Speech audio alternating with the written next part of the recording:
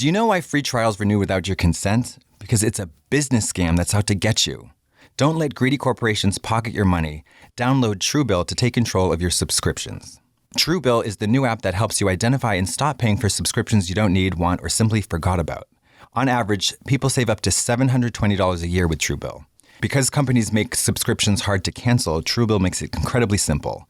You just link your accounts and Truebill will cancel your unwanted subscriptions in one tap. And your Truebill concierge is there when you need them to cancel unwanted subscriptions, so you don't have to. I love Truebill. Actually, I downloaded this a few weeks ago, and I'll just be vulnerable. I have been paying for a certain website, let's say, a membership on a website that might have something to do with adult entertainment that I have not perused in many, many, many months. How much was that? So Truebill, it was a $20 a month charge that I was not, yipping my little dinghy for. It's one thing to support people, but if you're not actually using it, that's the tea. Like it was a wake up call, and Truebill was there to help me get out of bed. So it saved me, it's going to save me so many dollars, and it's great. Truebill has over 2 million users and helped save them over $100 million. And it helped me save at least $60 in the last couple of weeks. So that's fantastic. Don't fall for subscription scams. Start canceling today at Truebill.com/bald. Go right now, Truebill.com/bald. It could save you thousands a year. Truebill.com/bald.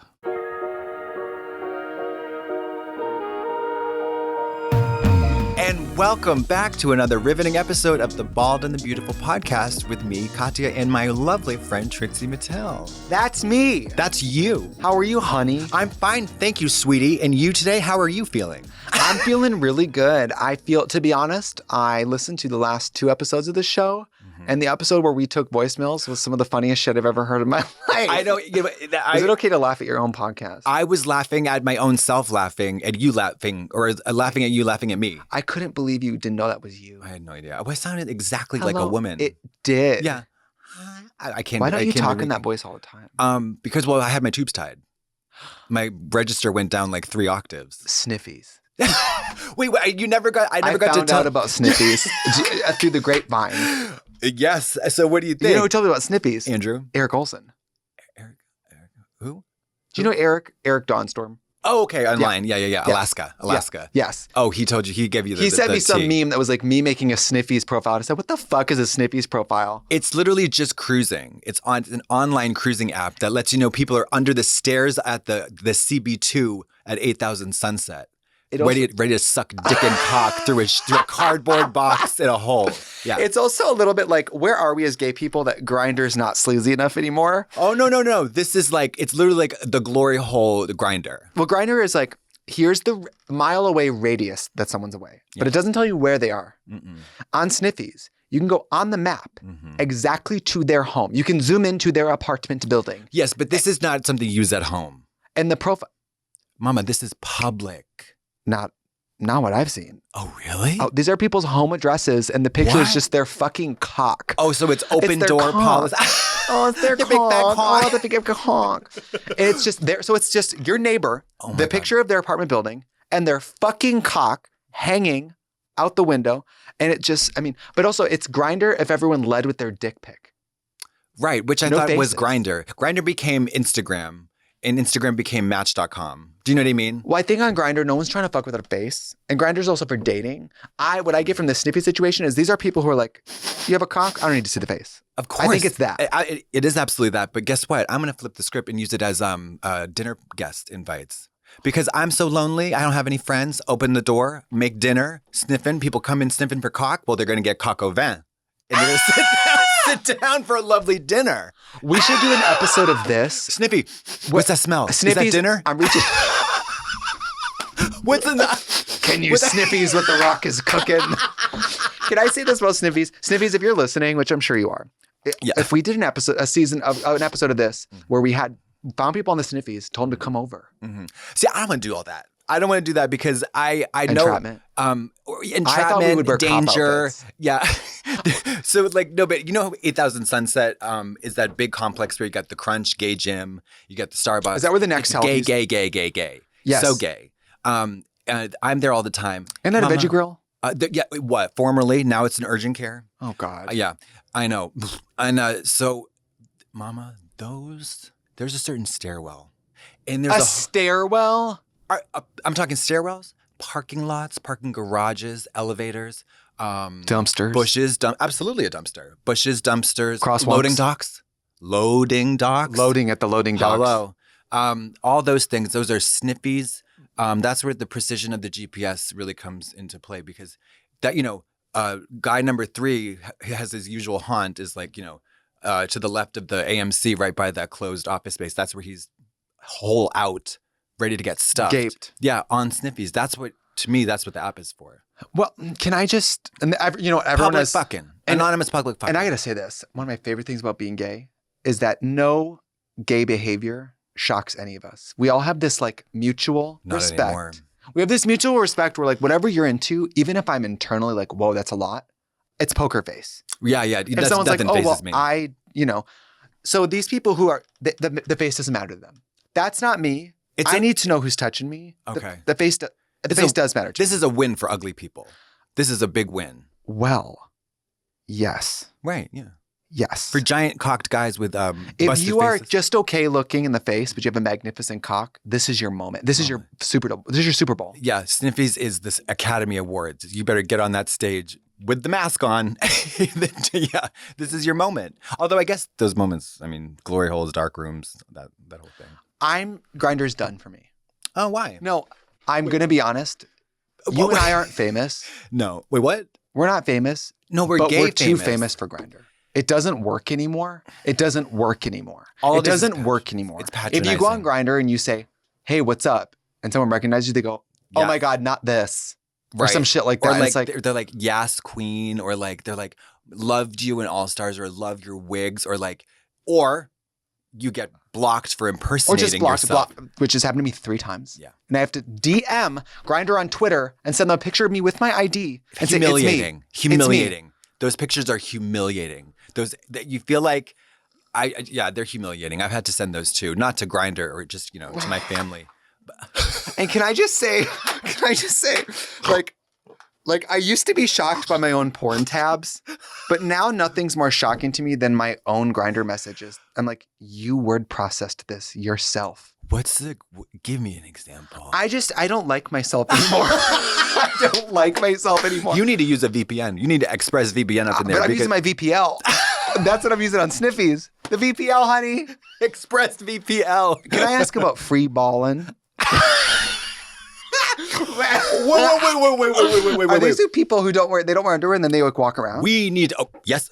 Case in point, Roxbury, Massachusetts, 1974. Massachusetts Avenue, quote unquote the hood, but it was just I just call it an urban metropolis bustling with life of all colors, shapes, and sizes. Yeah, mostly of the larger variety in the form of a man. My friend Misery and I were walking down the street, and we see this guy across the street coming. He had like a swag, right? He's like walking like he's the man. He was like, wow. Oh, I was like, he is like a gifting suite. He's got AirPods, Green Chef. Just came from the gifting suite at the Hilton. Yeah. No, this guy is like, he's got the male strut. And then we discover perhaps why he is, because underneath his very thin gossamer layer of light gray sweatpants was the biggest fucking swinging eggplant dong. It was. Was it Morgan Freeman? I'm thinking of him in those linen pants. It was Don Cheadle. It was Don Cheadle. Do you remember in Bruce Almighty, he's in the white linen pants? He's always in white linen because they're always having to play God. Yeah. But this guy, this very attractive young man, who was perhaps Latino or something, I've never seen a VPL like this. It was at March of the Penguins. Visible penis line. Yeah. Yeah. We both looked at, like, she grabbed my arm, I grabbed her neck, choked her out. And then it was shocking. It was shocking. It was almost more obscene than the naked dick. Absolutely. And then only weeks later at the Dorothy's boutique where I worked, this kid walked in, I'll never forget, had a Kool-Aid, in his 20s with a Kool-Aid mustache. Weird. Like stained skin. Yeah, stained upper lip with a red from his slushie. He was wearing these little red basketball shorts. His enormous dick. I'm talking, you see that? It was that. Huge dick in his pants. No panties. So when people are like, I'm into freeballing, is that like, I want to walk down the street and then you see me without underwear on? Uh-huh. So there's no touching. It's a just form like, of it's like a form of is it like exhibitionism. It's like I guess? cleavage in a way. Well, no, I mean it's not cleavage. But is there sex involved, or is it just like I'm going to walk down the street and you're going to look at me?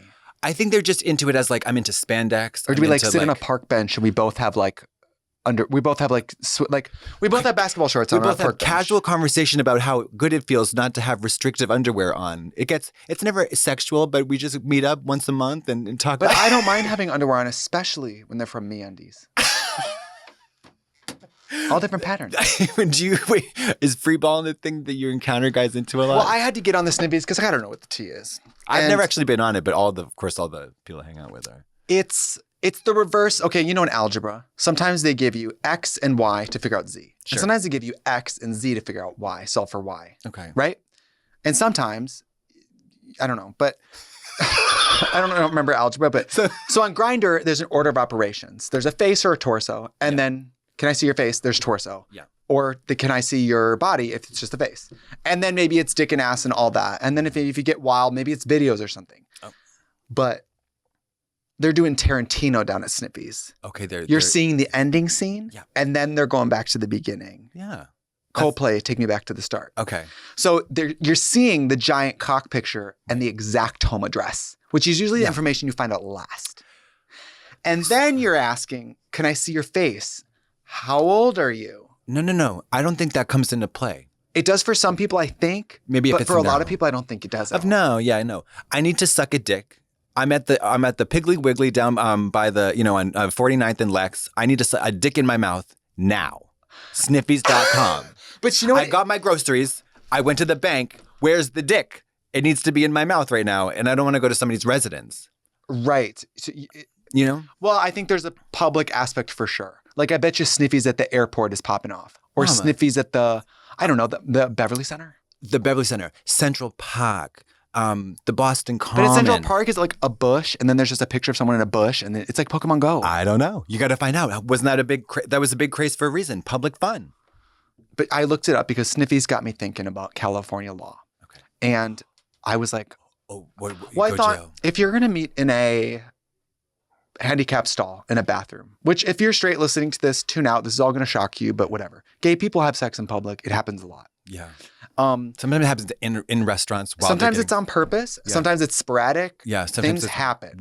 My hole is so big, things just fall into it. Technically, that's sex. Yes. I mean, I've been to gay bars in Los Angeles where there's mirrors above the urinal. So if you're peeing, everyone can see your dick. Who's staying at the urinal? Everyone.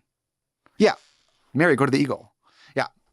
But let me just say this. I looked up what counts public sex. What counts as public sex? I said, if you're in a stall and no one can see in there, maybe you're making out, maybe you're doing hand jobs, maybe you're doing anal. That feels private to me. Yeah. If it's quiet and no one can see in there. But then I was reading like, well, can you be charged in this way? And then I was reading that like in the 50s, 60s, especially in like London, et cetera, cops would walk over the stalls when they heard gay guys were hooking up in bathrooms, and they would hold a mirror over the stalls to see who's in there doing what. So someone's just in there taking a shit, and a cop is like looking, and then get into this. The cops would whip it out and jerk off incognito, and then arrest you. Yeah. Or they would make you pay a fee. Like they would dip into it. They would like the bars would have to pay them off with money and blowjobs. Yeah, that's crazy.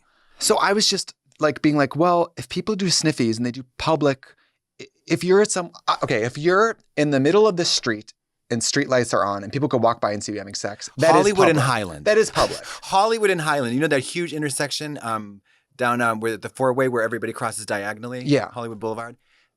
But it's like if you're two guys and you're going from a gay bar and you walk into an alley and do oral, should you be able to be charged for that? I mean, no, charged with a good time. Yes, charged with maybe an STD, but not by the police. How many times in straight bars might a girl go to a bathroom and a guy follows her? There's no cops arresting people for public sex at a straight bar. No, that's not happening. No, and you know, in a lot of those cases, there is sexual assault happening where the guy should be arrested. What I mean. Yeah, I know. If it's a blackout drunk girl and a guy like, that's crazy. I was just, maybe it's the fact that we're in an age group where like cruising in that sense isn't a vital part of sex. It's more of a choice. Like, oh, this is a kind of sex that I like. Versus at the time 50 years ago, cruising was the way to find sex because there was no encoded behavior. There was no Sniffies. Language. Yeah. It was literally just. Well, it was smoke signals. Yeah. So you would be jerking off under a bridge, and then you would build a little. I would waft the rancid cum scent up into the grates, and then people would come down and smell it. You never know who you're gonna get. Absolutely.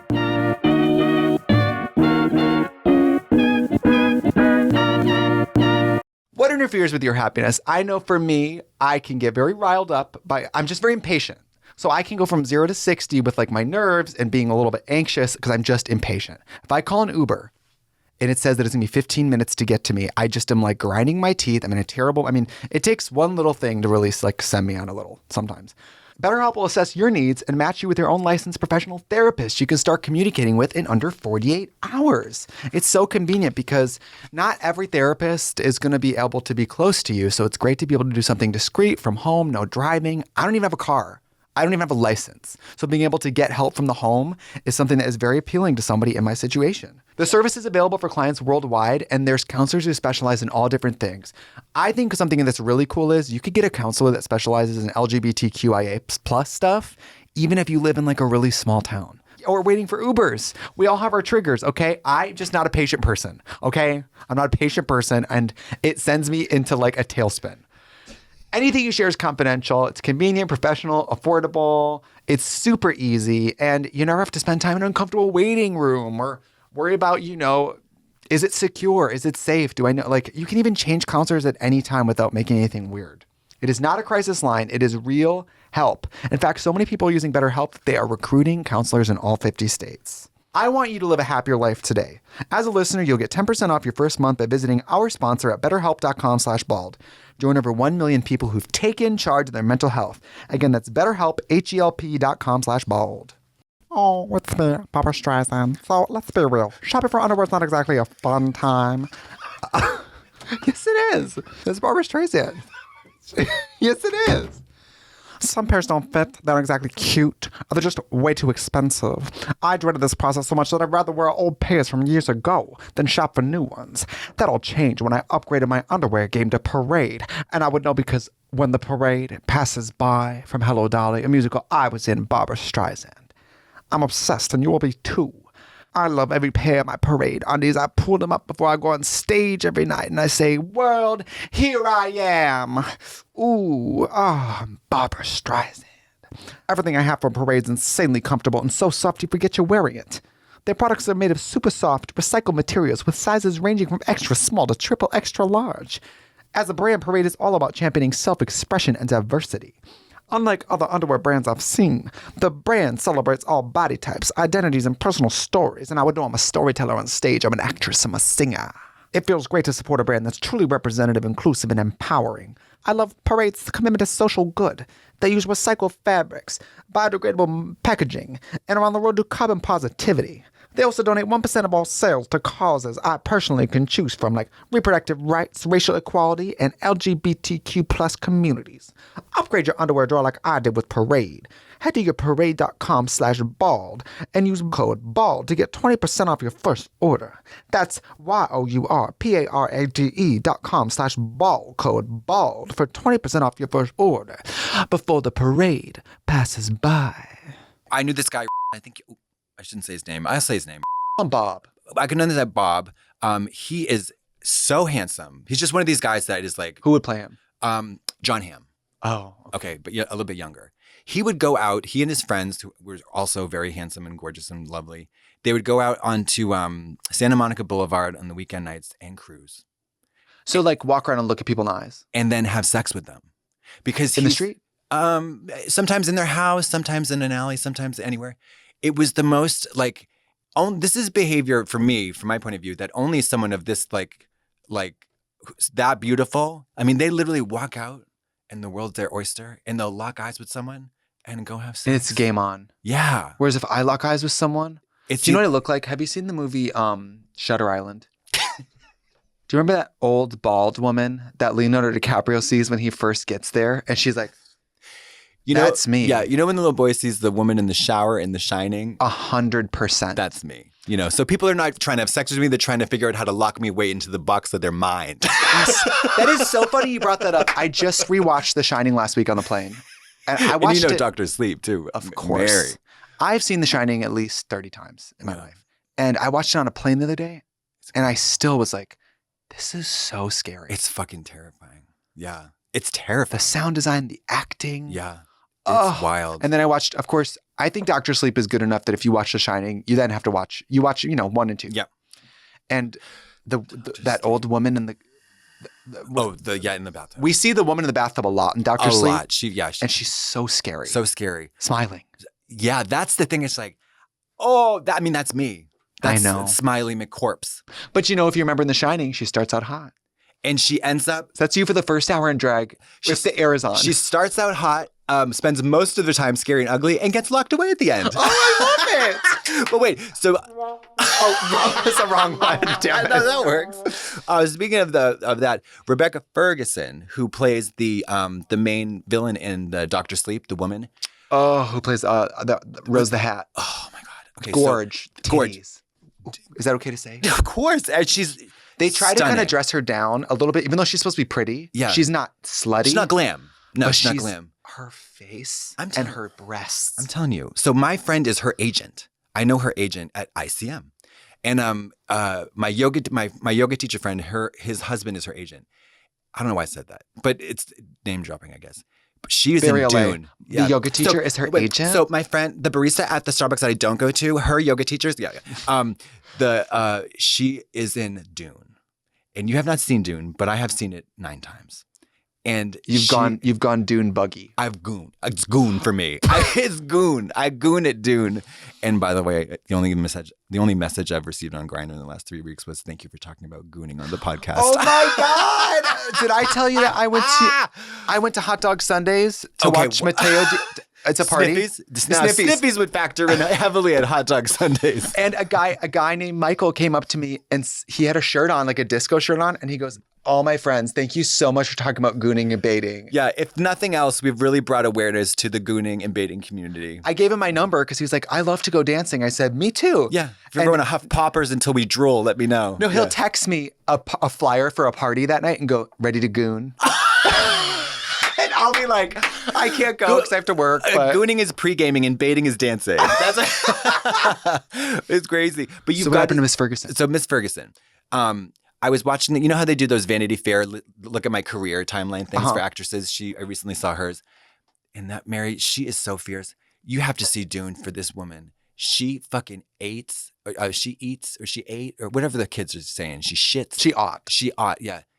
She is she plays a character who is a part of my dream, which is to be a man-hating psychic nun, a sorority that controls through breeding programs the fate of politics throughout centuries.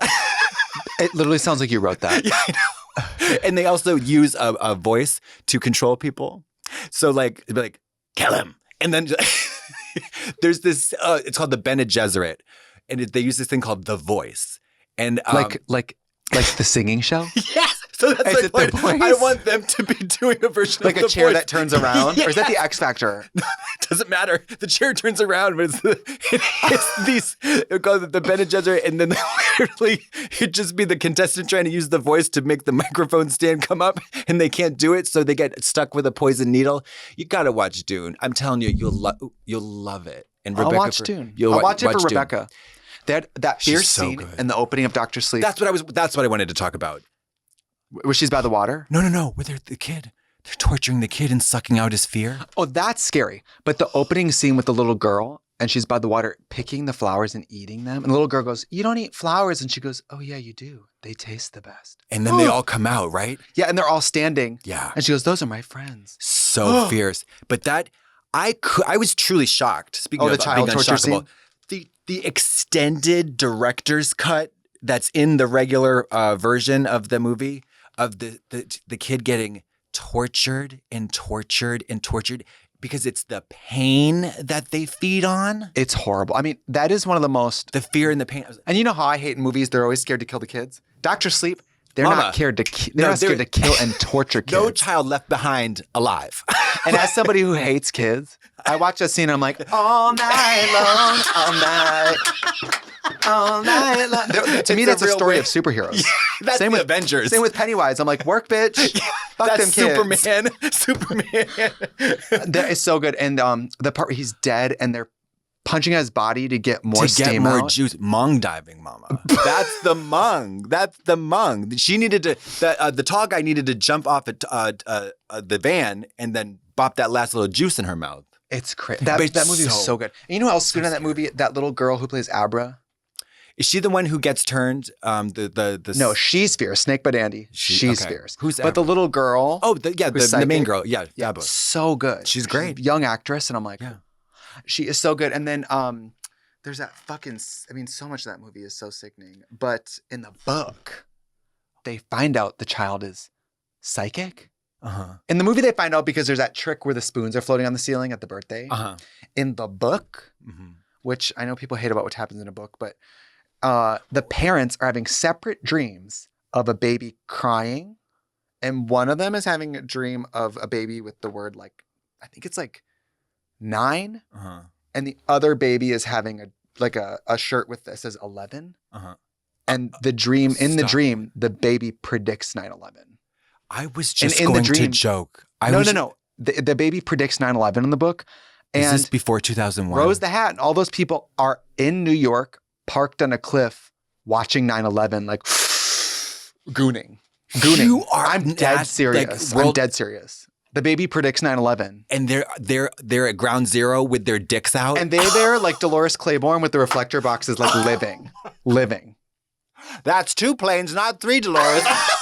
That is insane. I know. That is crazy. Well, is that Stephen King? Yeah. He wrote that? What works really good in Dr. Sleep, though, is killing the kid is so violent that it makes you really hope that they all go down. Yes. Because it makes them evil. Because at first you're they get to live forever.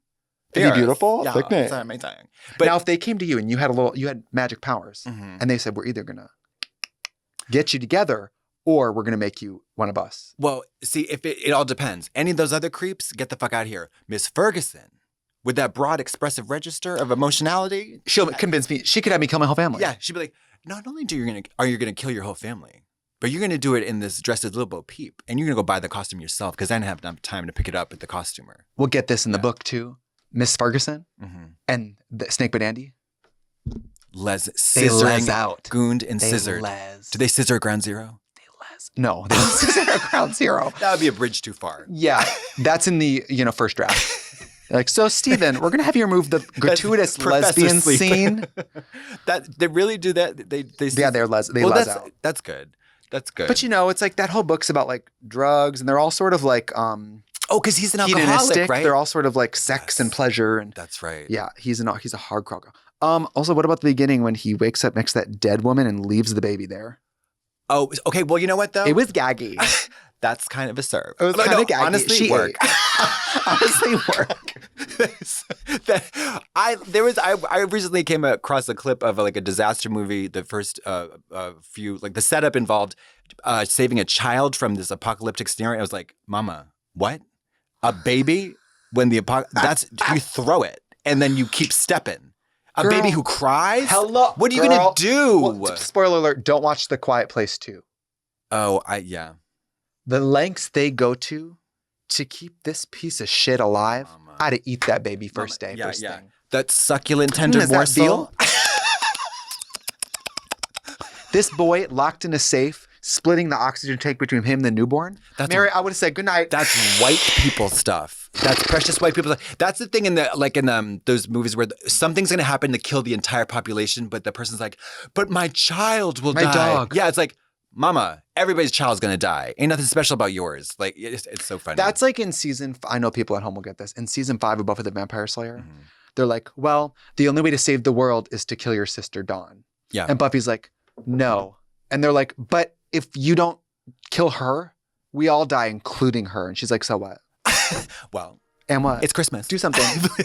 Please don't. Do something.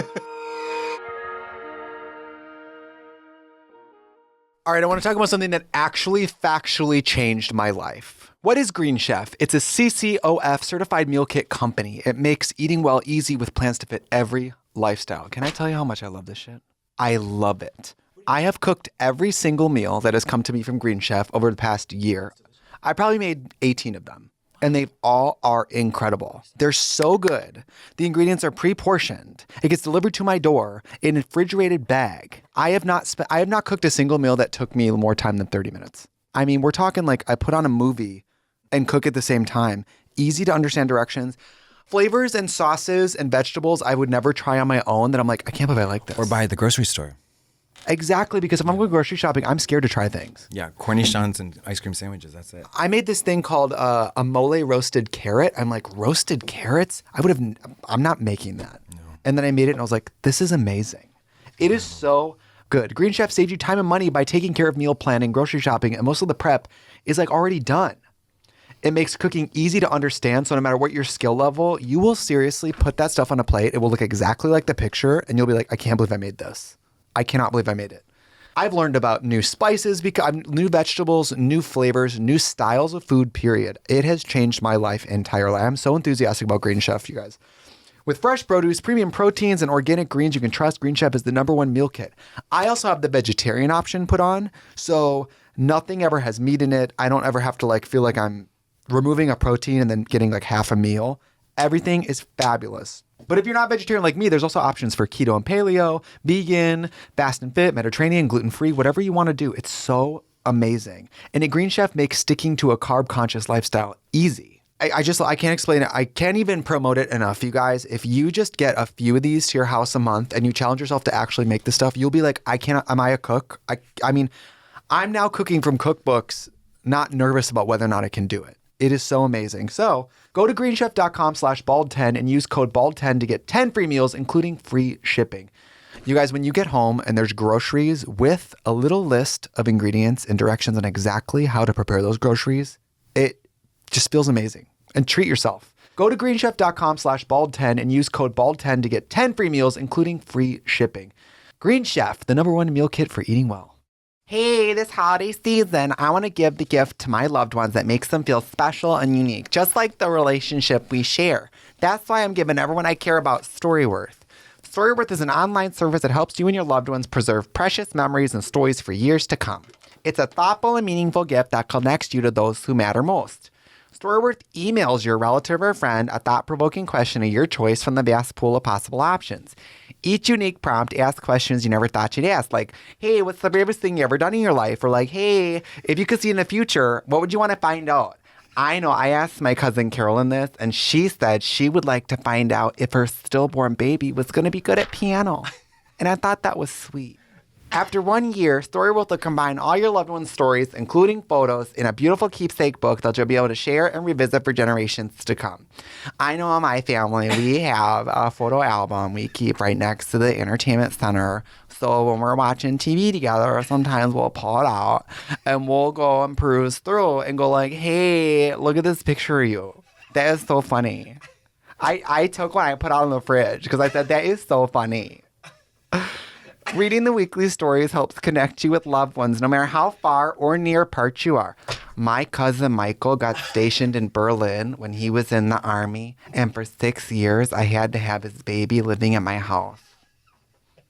With StoryWorth, I'm giving those I love the most a thoughtful, personal gift from the heart and preserving memories and stories for years to come. Go to storyworth.com/bald and save and save $10 on your first purchase. That's storyworth.com/bald to save $10 on your first purchase. Okay, bye. Oh, it's the premiere day. Oh, by the way, it's by the time this comes out, it might be over, but it's the premiere day of Queen of the Universe. Oh my God. Now, I hate this thing. Speaking of singing shows, I know there's, I don't like them, never watched them, never seen one episode of American Idol or The Voice or any of those shows. However, I shall be tuning into this one because I want to see you on that judging panel. It's worth it just to see the drag. I want you to, I hope that every time someone gets on there and delivers an incredible, like pitch perfect, gorgeous aria, you're like, why do your knuckles not match your neck?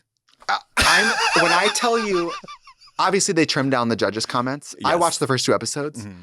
Every performance, I was like, oh my God, that was amazing. First thing, Why doesn't your arms match your chest? Yeah. Body makeup.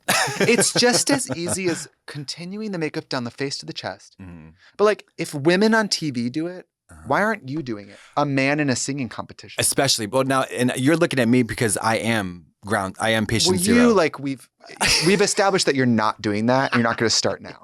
But these women are having their television debuts, and they're fabulous singers. Yeah. You got to watch. I will say this: one of my friends, Jujube's on it, and you should watch. You should watch. I'm going to watch.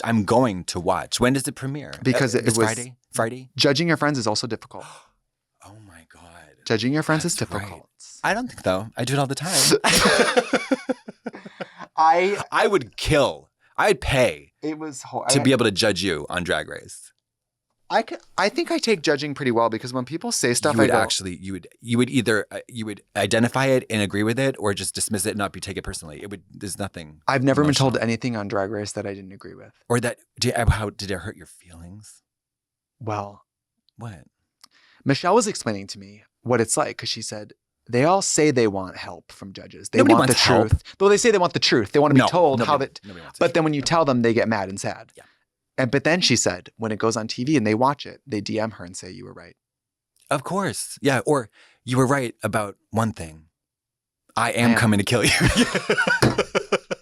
I'm coming to kill you, bitch. Yeah. It's worth watching for the Leona Lewis and the Vanessa Williams and Michelle of it all, the drag. And they weren't as big wigs as I was every day. Yeah. These women are in drag. Yeah, they looked. You sent me an unauthorized photo a few times, and you looked great, and so did Miss Vanessa Williams. I'm obsessed with Vanessa Williams. Yeah, she sounds like a hoot. She gets me. She's so beautiful. I don't want to tell her age. You can Google it if you want. But you're like, she's in her late 80s. I've been alive this long? Yeah. And you look Mama, World like War II this? didn't touch that skin. Gold skin, Yeah. blonde hair, green eyes, perfect teeth. Green eyes. She's got green eyes. And I'll say this, I don't want to tell business. She borrowed a lot of jewelry for Queen of the Universe. So she's poor too. Relatable. You know, Michelle has like the costume drag jewelry on and so stuff. Rue has the Santee Alley buttons glued to her ears. Yeah. I'm wearing whatever Monopoly piece I've stapled to my ear that day. I look, Is she like borrowed David Yurman and Harry Winston? Vanessa's literally like, well, these earrings are 50, these are 50, and the bracelet's 100.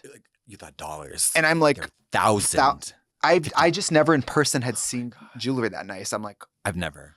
But I guess I'm so stupid and pervert. Like, I don't even know what diamonds look like in that way. Because I'm looking at a drag bracelet and a diamond bracelet. And I'm like, are the diamonds all still there? Like that's when it's. Mine's missing stones left and right. But hers, when the light hits it, I'm like, oh, diamonds do shine differently. Yeah, they do. And I'd never really been around diamonds to notice that. Well, it's the shine that comes from all the children who die from mining them in Africa. That really gives them that luster. Yes. It's the shining. Yes.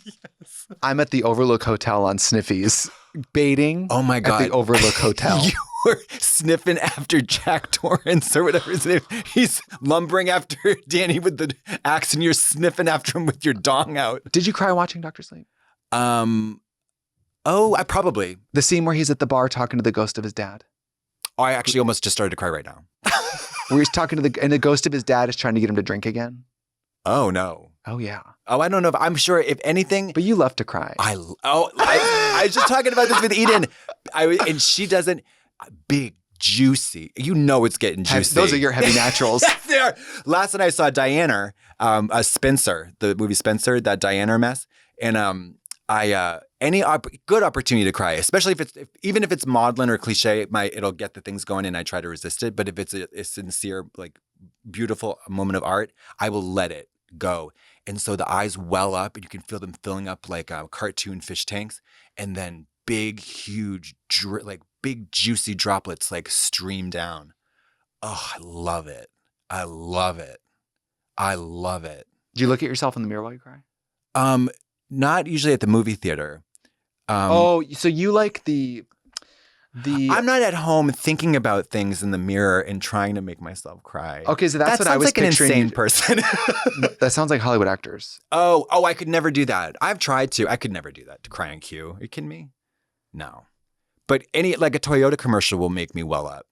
And but if it's a real, we come to this place for magic. Yeah, we come to this place to laugh, to cry, to care, because we need that. That indescribable feeling when the lights begin to dim, when we go somewhere we've never been. Somehow reborn together. Our heroes. Is she in a suicide cult? We're talking about Nicole Kidman. She escapes the suicide cult in a raincoat to go to an empty theater to wax poetic about a particular chain of... Somehow heartbreak feels good at a place like this. That is literally how everybody... Me on Sniffies. Somehow Sniffies under a bridge. Smells good in a place like this. Me on Sniffies under a bridge. We come to this place for magic. And I'm just down there gooning under the crunch.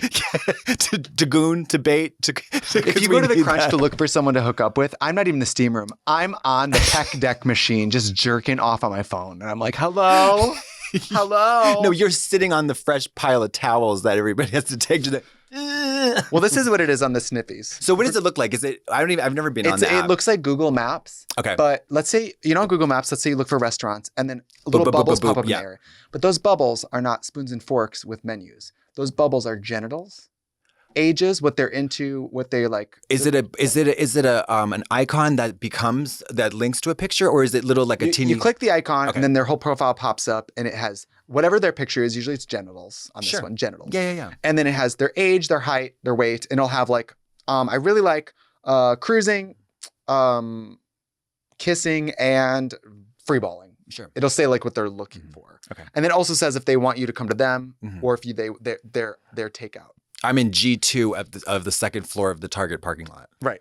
But it's probably all the same people from Grindr who now do Sniffies. So if you've been blocked or you were ugly on Grindr, you put your big back cock out there. And then when someone says, what's up? You say, it's that moment in a big movie. Mistake. Huge. Where someone's been fired and they walk in and their former employees in the CEO chair and they go, well. Oh my God. You guys take commission, right? Yeah. Big mistake. Huge. And then you're showing just how huge the mistake was. You jerk off your Red Bull can dick into your own mouth. You know what I like to say when someone walks in? Because I leave the front door open and they walk in and they had blocked me on Grindr and I go, hello, Mr. Anderson.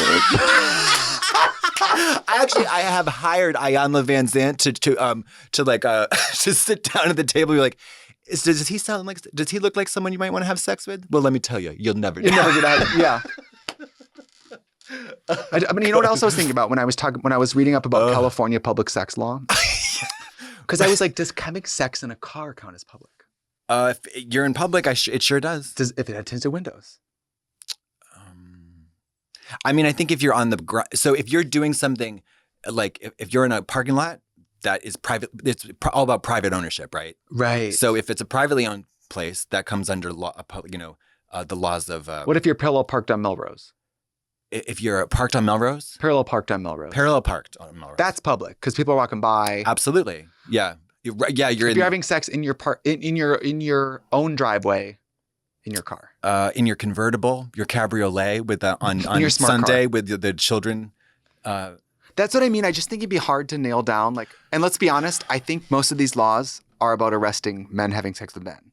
I think they're not just about busting straight people having sex and ticketing them. That is not happening. I think they're just about. It's just about being able to control and police any undesirable, and you know what I mean. And also, it's really just a way for the powers that be to criminalize sex and desire and control people that way so that the priest can still fuck kids in private. Exactly. Because I also don't think it would be as much about actually ticketing as much as humiliation. Humiliation, shame. Shaming. It's a shame-based thing. Trauma. Think about the courtroom. How dare, you know what I mean? The ire printing their name in the paper sex this person. But that makes me think of Paul Rubens. Cited for jerking off in an adult movie theater. And the fact that the first thing that comes to mind with him is that, and not the fact that iconic Pee Wee Herman or in Buffy or an incredible actor. Emmys and stuff. Yeah, none of that. I think jerking off in a theater. That's how in an adult theater. In an not a jerk off room. Sing 2 at the Grove. You know what I mean? That's me. Yeah. That's me, honey. I'm watching Dune. You're watching Dune jerking off in the back row. Yes, I am. Have you ever done anything in a movie theater?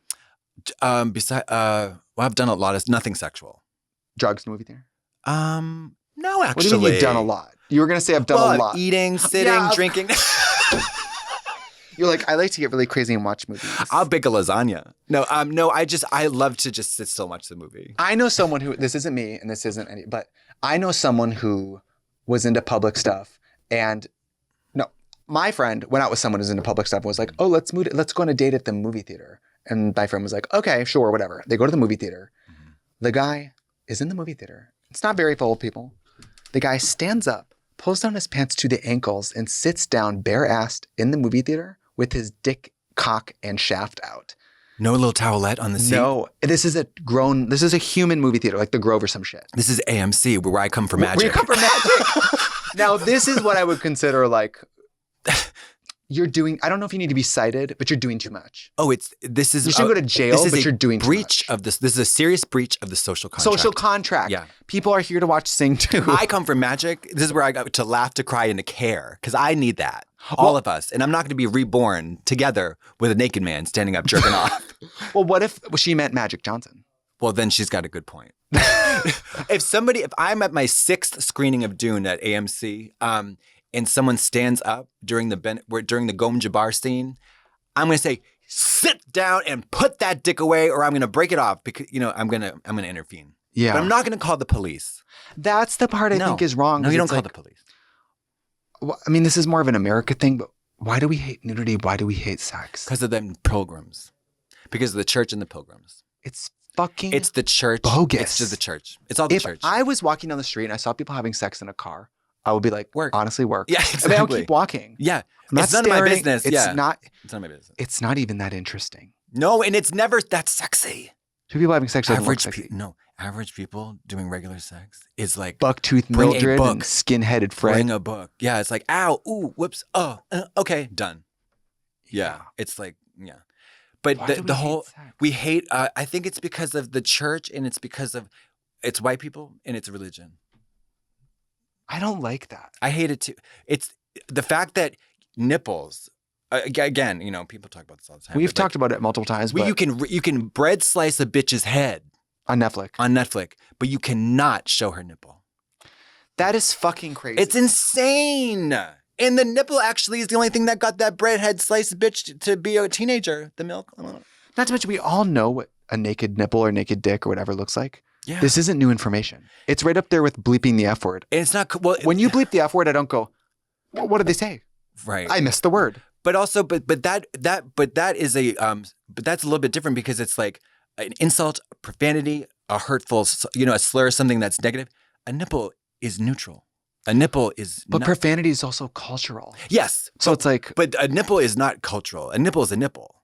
A species, you know what I mean? Like, we've all decided that the N-word is unforgivable. Yes. Right. Good. No more. But like, the taboo nature of the body, it needs to go. Get real. Because it also, all it does is just, it prevents people from accessing care when they've actually been hurt. Like, it makes them assaulted, feel whatever. bad. It makes them feel like, is my body the only one that's this way? Or I can't talk to somebody about this thing that happened to me because I can't say penis, or I can't say. Yeah, I have to use baby names to refer to my when pee-pee, my gyne. Somebody touched my pee-pee and I'm 23 years old. You know what I mean? Think about it. Show me on the doll where he touched you. The doll doesn't have a dick. The doll doesn't have a scrotum with 3 balls. You don't have an extra one? I've just been too embarrassed to talk about it. Yeah. It's really bogus. It's fucking crazy. And I know a lot of it's from being Catholic. Because it's just Irish Catholic is a culture of not talking. Kid fuckers. That's my point, though. That it enables and encourages that kind of behavior. Because ever since I watched that documentary on Netflix about Baltimore, the archbishops in Baltimore, where people get found out for kid fucking, and then they get transferred to their church over and over again. Mm-hmm. No one goes to jail. No one gets in trouble. No. They get transferred to other churches. Have you seen Spotlight, the one that talked about Boston? No. It's the same thing. It was this huge, and I was there in Boston when I think it was 2000, 2001. The whole thing broke, and it was like. But you weren't hot. I joke about this, and it's not a joke.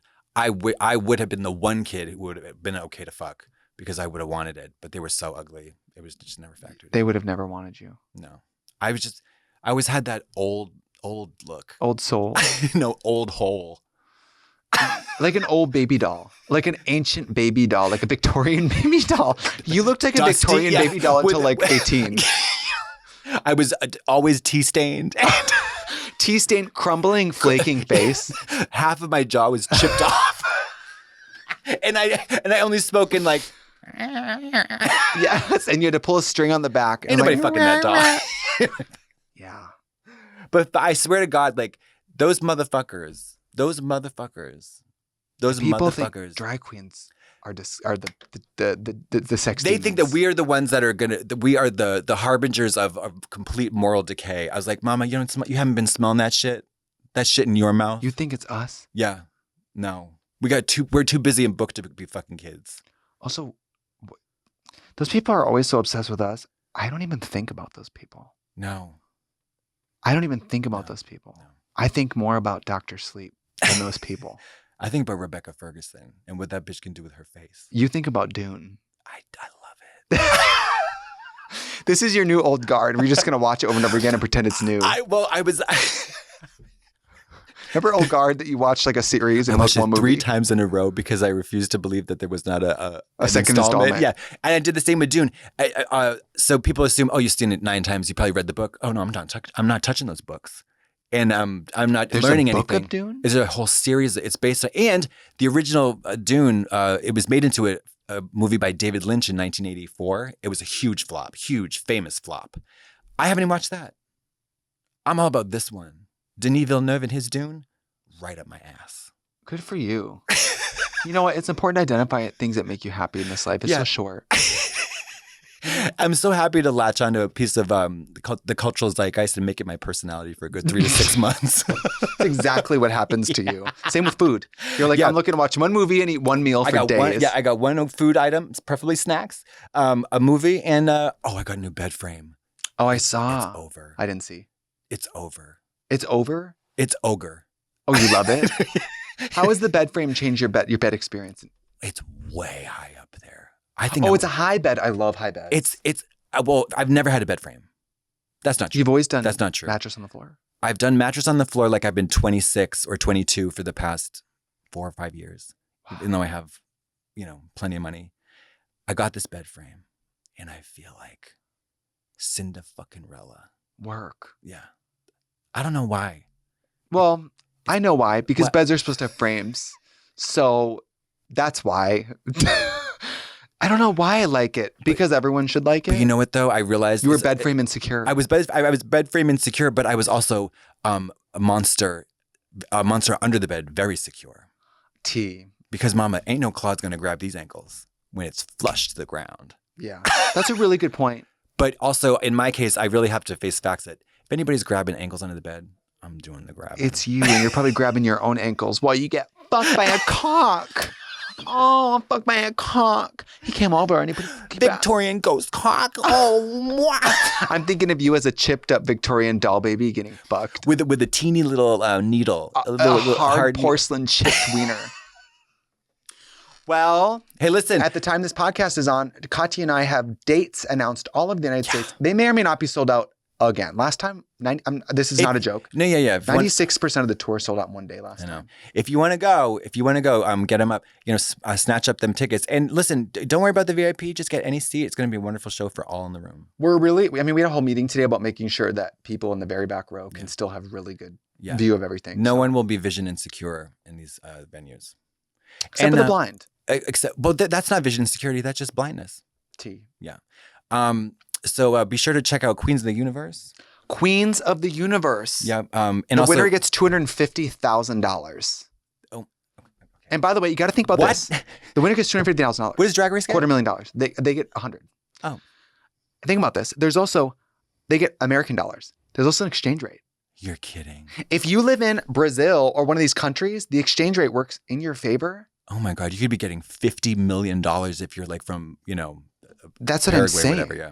So if you win and you're from a country where I don't really understand how money works in that way, but I know that it can be even more money. Yeah. So all you footless drag queens in Romania, start practicing your scales and get on Queens of the Universe. There's queens from China, India, Australia, America, Holland, like everywhere. Holland. Everywhere. These bitches are fucking fierce too. Are they? Is any dogs? Is it? Are they really any beautiful? Like any stunning beauties? They're kind of all beautiful. There's a couple where the makeup artistry is just to die. Their faces to die. That's so And crazy. the voices are all great. They're all good. Do they have to do their own makeup? Yeah. Spoiler alert, it ends up coming down to, a lot of the time, they all can sing and they all can do makeup, whatever. It comes down to song choice. Oh, wow. Does that fit your voice or not? And like, if everyone else picked a song that shows their whole fantasy and you picked a song that shows this much, it's like, and you just did the chicken dance. Yeah, or you picked something that doesn't particularly flatter your shape that day. It's like, we have to judge everything. God. So it's crazy. It's hard to win. Drag queens are hard to beat in a competition because drag queens are extremely resourceful. Yeah. They can take a burlap sack and make the happy birthday sound. They can make it tears in your eyes. Yeah. So watch Queen of the Universe. And also watch Dune. Watch Dune. Yeah. Premiering tonight on VH1. On Paramount on Plus. Logo. Okay, bye. Bye.